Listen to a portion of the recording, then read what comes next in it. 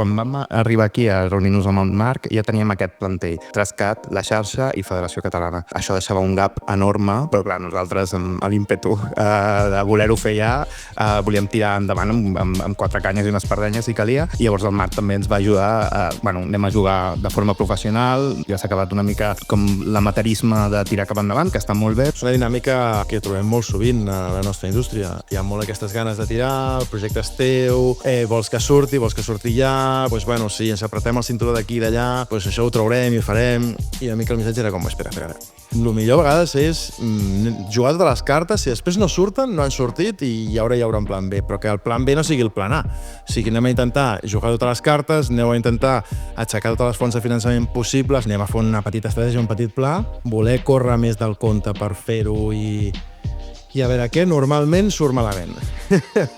I a més, quasi tot el que pugui sortir malament sortirà malament, per tant, millor anar sobre segur.